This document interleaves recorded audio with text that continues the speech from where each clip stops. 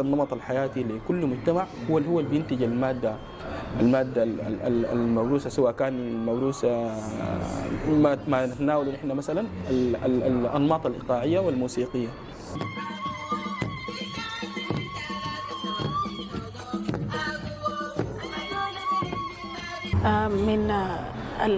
من النسوان بيرقصوا بيحاكوا الحمام، والرجال في الرقصة بتاعت الدليل دائما يعني الحركة بتاعت النخيل، الزعف اللي هو شجر النخيل، الرجال بيرقصوا على الطبيعة دي بياخدوها من شجر النخيل، والنسوان في الرقصة بتاعت الدليل بياخدوها من الحمامة، مشية الحمامة بالرقبة والصدر كده، فدي تفاصيل.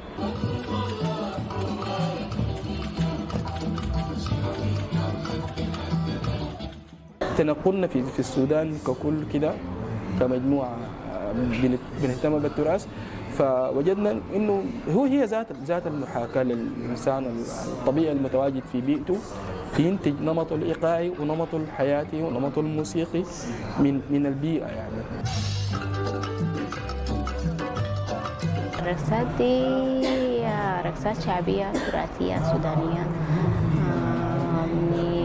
في الشرق، في الشمال، في الجنوب، في الغرب، في الوسط.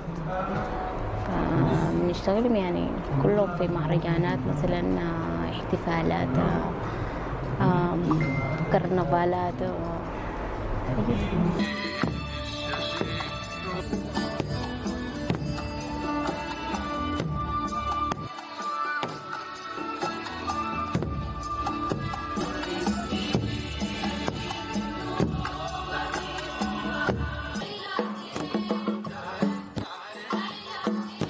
الإنسان السوداني بكل التنوع بكل تفاصيل حياته هو بيحمل جواه دائما بذرة خير، فالموسيقى قادرة إنها تخلق سلام، والإيقاعات السودانية قادرة إنها تخلق سلام.